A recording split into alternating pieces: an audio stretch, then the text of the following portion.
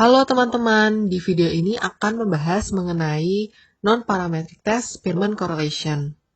Setelah menonton video ini, diharapkan teman-teman dapat memahami uji korelasi Spearman dan dapat mengoperasikannya di JASP. Uji korelasi sendiri digunakan ketika kita ingin mengetahui apakah terdapat hubungan antar variabel yang mau kita uji, serta kita dapat mengetahui bagaimana kekuatan hubungan tersebut. Untuk data parametrik, kita menggunakan uji korelasi Pearson. Sedangkan untuk data non-parametrik, kita menggunakan uji korelasi Spearman, di mana data non-parametrik diindikasikan dari data tidak memenuhi uji asumsi normalitas atau variansi, lalu data berskala nominal atau ordinal. Oke, kita langsung saja pada latihan soal berikut. Peneliti melakukan observasi pada suatu pelelangan jam antik. Ia ingin menguji apakah terdapat hubungan antara usia jam antik dan bidders atau jumlah penawar. Nah, dari soal tersebut, hipotesis yang diuji adalah apakah terdapat hubungan antara usia jam antik dan bidders. Untuk menguji hipotesis tersebut, terdapat langkah-langkah yang harus dilakukan. Yang pertama, menyatakan hipotesis, lalu yang kedua, menentukan kriteria, ketiga, melakukan perhitungan data, di sini kita menggunakan JASP, lalu yang terakhir, membuat keputusan. H0 atau hipotesis 0 menyatakan tidak ada hubungan antara usia jam antik dan bidders. Untuk H1, hipotesis alternatif, menyatakan ada hubungan antara usia jam antik dan bidders. Selanjutnya, kriteria yaitu nilai alfa sama dengan 0,05 atau sama dengan 5%, di mana nilai alfa ini nanti kita gunakan untuk sebagai penentu hipotesis mana yang kita terima. Nah, untuk melakukan uji korelasi pada JASP, kita langsung saja klik pada menu regression, lalu pilih classical correlation.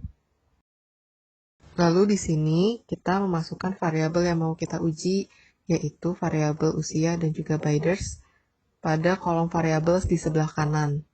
Lalu untuk pilihan analisisnya, pada sample correlation coefficient kita pilih yang Spearman's Rho dan juga Kendall-Stauch. Lalu untuk additional options-nya kita checklist yang display pairwise, report significance, dan flex significant correlations. Kemudian, karena peneliti membangun hipotesis apakah ada hubungan atau tidak, jadi kita pilih correlated pada alternatif hipotesis. Kemudian untuk plots, kita pilih yang scatter plots, lalu kemudian checklist yang statistik. Untuk assumption checks-nya, kita pilih yang multivariate normality dan pairwise normality menggunakan Shapiro. Pada hasil analisis yang pertama, ada tabel uji Shapiro-Wilk multivariate dan bivariate normality, di mana kita bisa melihat bahwa nilai p-value sebesar 0,774 lebih besar dari nilai alfa sebesar 0,05, sehingga dapat berarti uji asumsi normalitas terpenuhi, atau kita bisa menginterpretasikan tabel uji Shapiro-Wilk multivariate dan bivariate normality menunjukkan bahwa variabel usia jam antik dan bidders memenuhi asumsi normalitas.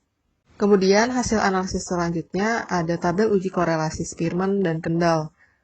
Di sini kita dapat melihat bahwa nilai P sebesar 0,27 dari korelasi Spearman dan juga untuk Kendall nilai P sebesar 0,239, di mana nilai P ini lebih besar dari nilai alfa sebesar 0,05, yang artinya tidak ada korelasi yang signifikan, atau kita dapat menginterpretasikan berdasarkan tabel uji korelasi Spearman dan Kendall terhadap usia jam antik dan bidders, dapat diketahui bahwa tidak terdapat korelasi yang signifikan. Kemudian ada scatter plot, di mana di sini kita dapat melihat bahwa titik-titik yang tersebar dan menjauhi garis berarti tidak terdapat korelasi yang signifikan. Atau kita dapat menginterpretasikan scatter plot menggambarkan bahwa usia jam antik dan bidders tidak memiliki korelasi.